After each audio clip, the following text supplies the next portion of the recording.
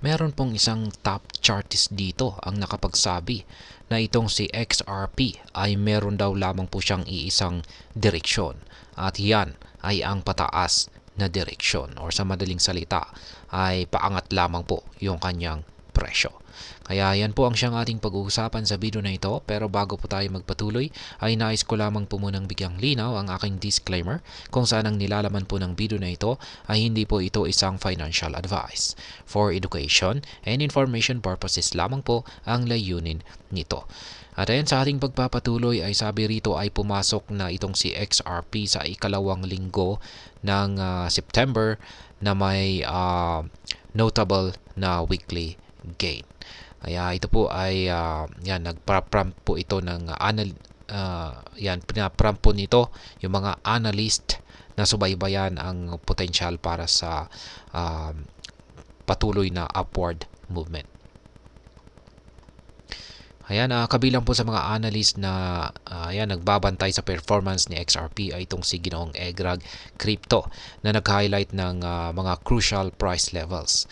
Sa kanyang recent analysis ay ibinahagi niya ang isang update tungkol sa isa sa kanyang ongoing analysis series na tinawag po niyang The White Flame na una niyang ipinakilala noong January.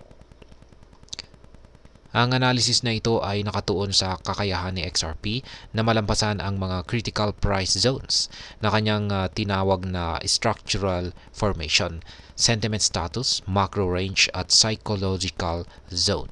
Ang mga zones na ito ay kumakatawan sa resistance points na nasa ibaba lamang ng $1 mark para kay XRP. Ayon sa update, ang pinakamahalagang price target para kay XRP ay nananatiling nasa 0.75 na may potential para sa further gains. Kung magsasara si XRP sa itaas ng level na ito sa kanyang weekly time frame, maaari itong mag-signal ng isang major breakthrough para sa cryptocurrency. Particular na binigyang diin ni Ginoong Egrag na isang malakas na daily candle ang sapat na upang itulak si XRP lampas sa kanyang tinukoy na isang resistance zone.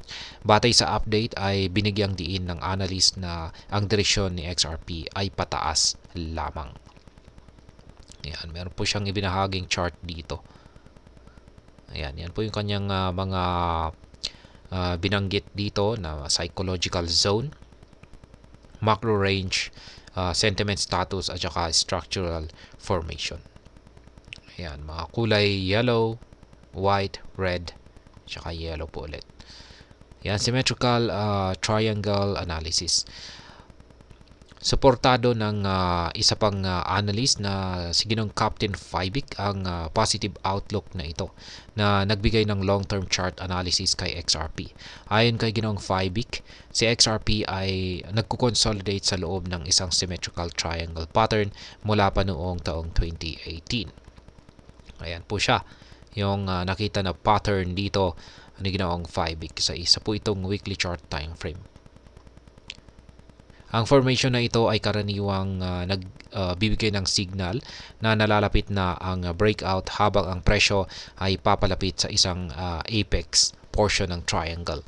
Batay sa kanyang chart ay inaasahan ng analyst ang isang potential na breakout na may target na presyo sa paligid po ng $2.4.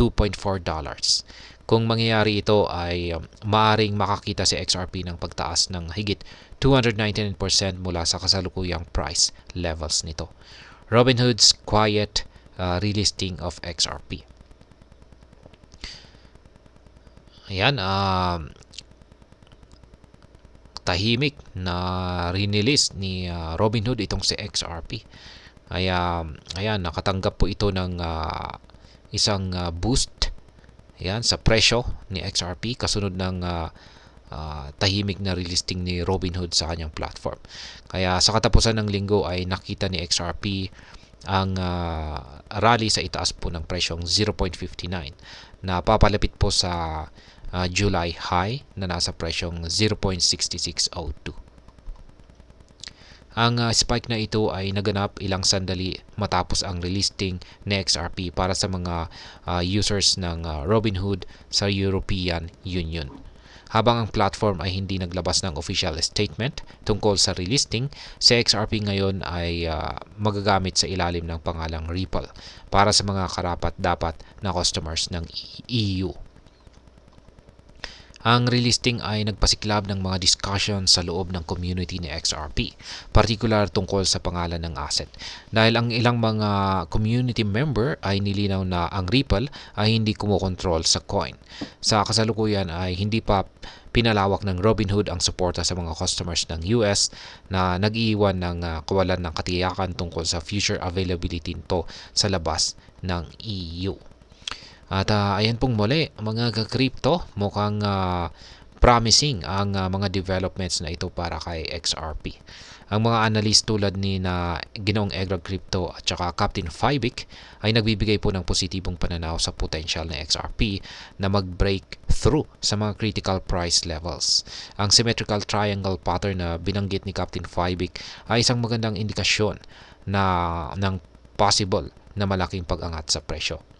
Ang tahimik naman na relisting ng XRP kay Robinhood platform ay isa ring malaking factor na nag-boost sa presyo nito.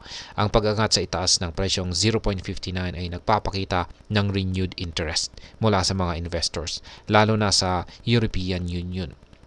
Kaya sa kabuuan ay mukhang mayroon pong magandang potential si XRP na magpatuloy sa upward trend nito, lalo na kung magtutuloy-tuloy ang mga positive developments na ito.